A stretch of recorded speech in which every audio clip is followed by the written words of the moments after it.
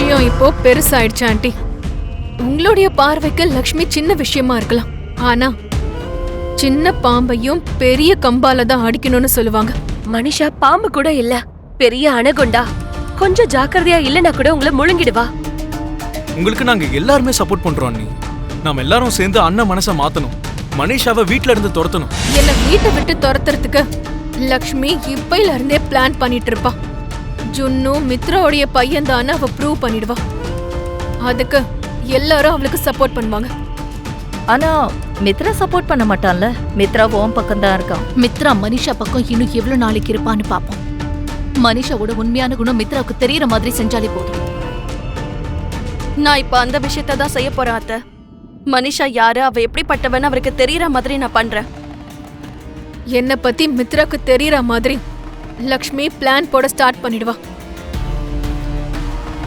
அதுக்குள்ள மித்ரா கிட்ட லக்ஷ்மி இன்னும் நிறைய தப்பு செஞ்சிருக்கான்னு அவனை நம்ப வைக்கணும். ஆமா மனிஷா, லக்ஷ்மி தப்பு மேல தப்பு செஞ்சுக்கிட்டு இருக்கான்னு மித்ரா நினைக்கணும். அந்த வாய்ப்பை நான் அவங்களுக்கு கொடுக்க மாட்டேன். அவங்க செஞ்ச தப்பை தான் நான் வெளியே கொண்டு வருவேன். நான் எந்த ஒரு தப்பும் செய்யலைன்னு சொல்லி அவருக்கு தெரியற மாதிரி பண்ண போறேன். லக்ஷ்மிய பத்தின ஒரு பாசிட்டிவான விஷயம் கூட மித்ரா காதுக்கு போக கூடாது. அவளை பத்தின தப்பான விஷயங்களை மித்ரா கிட்ட சொல்லி அவ மேல வெறுப்பு வர மாதிரி செய்வேன். என்னை பத்தி தப்பா புரிஞ்சுக்கிட்டு இருக்க மித்ராக்கு நான் அந்த தப்பெல்லாம் செய்யலைன்னு அவருக்கு புரிய வைக்க போறேன். அதுக்கப்புறம் பழைய மாதிரி அவர் என் கூட சேர்ந்துருவாரு. அந்த லக்ஷ்மி கூட மித்ரா என்னைக்குமே சேரக்கூடாது.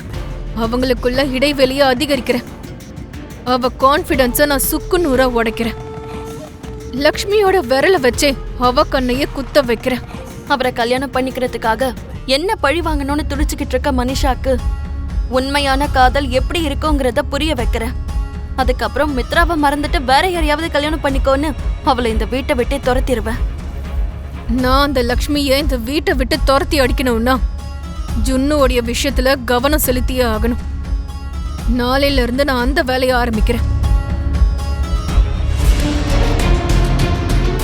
ஜுன்னு வீட்லயும் இல்ல, வெளியவும் இல்லன்னா எங்க போயிருப்பான்? என்னம்மா சொல்ற? ஜுன்னுவ காணோமா? இவ்வளவு காலையில எங்க போயிருப்பான்? இங்கதான் எங்கேயாவது இருப்பாமா?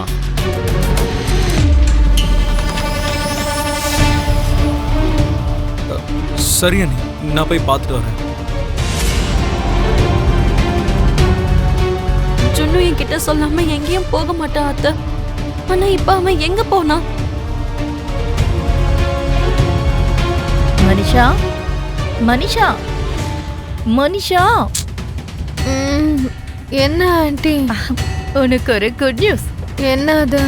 லக்ஷ்மி இந்த வீட்டை விட்டு போயிட்டாளா? லக்ஷ்மி கிடையாது, ஜுன்னு தான் போயிருக்கான். ரியலி? அவனை காலையில இருந்து காணோம்னு சொல்லி வெளியில எல்லாரும் டென்ஷன் ஆயிட்டு இருக்காங்க. வாவ்! அவனை நாம வீட்டை விட்டு துரத்தலாம் நினைச்சா அவனே வீட்டை விட்டு போய் நம்மளுடைய வேலையை குறைச்சிருக்க ஆண்டி. திரும்பவும் உன் டைம் ஸ்டார்ட் ஆயிடுச்சு மனிஷா. ஜுன்னு மட்டும் இல்லன்னு வை, லக்ஷ்மி கூட வீட்ல இருக்க மாட்டா. வாங்க ஆண்டி போலாம். லக்ஷ்மிக்கு விஷஸ் சொல்லிட்டு அவளை கொஞ்சம் வெறுப்பேத்திட்டு வரலாம். அவனே இங்க இருந்து போயிட்டான், நீ இன்னும் எதுக்காகமா இங்க இருக்க? பேக் எடுத்துட்டு இங்க இருந்து கிளம்ப. கொஞ்சம் நிறுத்துறியா தேவயானி ப்ளீஸ்? சின்ன பையன் காணோன்னு நாங்க எல்லாரும் தவிச்சிட்டு இருக்கோம். நீ என்னடானா இப்படி நக்கல் பண்ணிட்டு இருக்க? இவங்க ரெண்டு பேருக்கும் காமன் சென்ஸுக்கு ஸ்பெல்லிங் கூட தெரியாத Aravinda.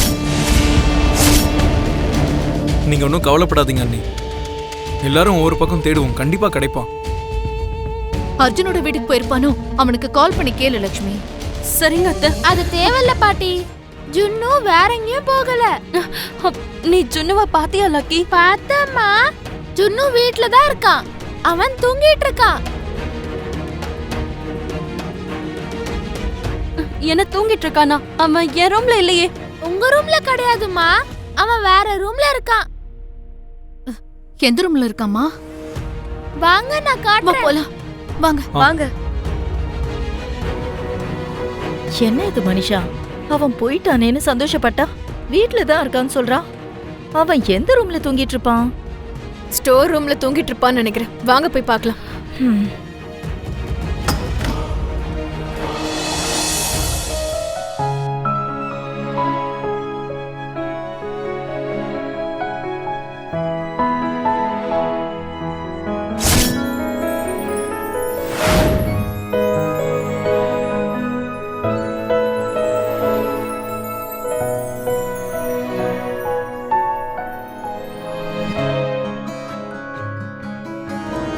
What is this Mitra?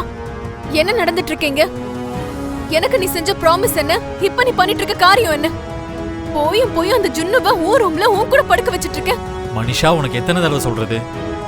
அவன் ஜுன்னுனே எனக்கு தெரியல, நான் லக்கின்னு நினைச்சேன். லக்கிக்கும் ஜுன்னுக்கும் வித்தியாசம் தெரியாதா உனக்கு? அந்த அளவுக்கு ஆழ்ந்த தூக்கத்துல இருந்தியா? ஆமா மனிஷா, நேத்து நான் டயர்டா இருந்தேன். படுத்த உடனே எனக்கு தூக்கம் வந்துருச்சு. நான் தூங்கும்போது எனக்கு பக்கத்துல லக்கி தான் இருந்தா. அப்படின்னா ஜுன்னு எப்ப வந்தா? எனக்கு தெரியாத மனிஷா. நீ என்ன காலையில எழுப்புற வரைக்கும் நான் அவனை பார்க்கவே இல்ல. மித்ரா, நீ உண்மையா தான் சொல்றியா? பொய் சொல்ல வேண்டிய அவசியம் எனக்கு என்ன வந்தது?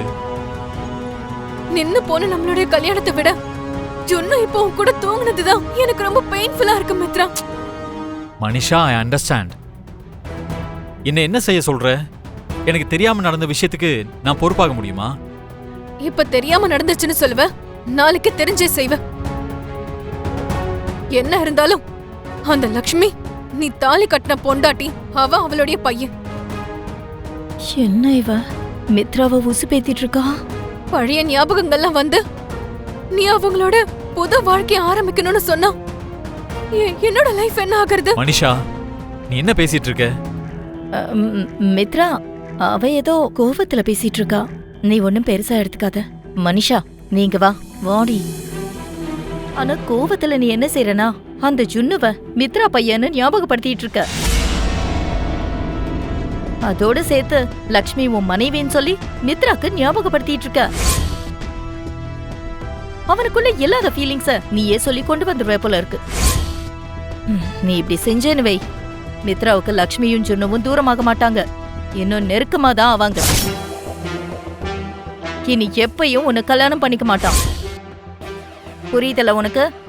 அப்ப அந்த ஜுன்னு செஞ்ச காரியம் மட்டும் நல்லா இருக்கா? நான் வீட்டுக்குள்ள வராதேன்னு சொன்னா திமிரா இது என்னுடைய வீடு, நான் வருவேன்னு சொல்லிட்டு வந்தா. அது திமிரு கிடையாது, அவனுடைய ரத்தம். மித்ரா மாதிரி தான் அவனும் இருப்பான். அந்த ரத்தம் தான் என்ன பயமுறுத்திட்டு இருக்கு. நேத்து வீட்டுக்குள்ள வந்தா, இன்னைக்கு மித்ரா கூடயே தூங்கிட்டு இருக்கான். நாளைக்கு இவன் என்ன செய்ய போறான்னு நினைச்சாலே பயமா இருக்கு.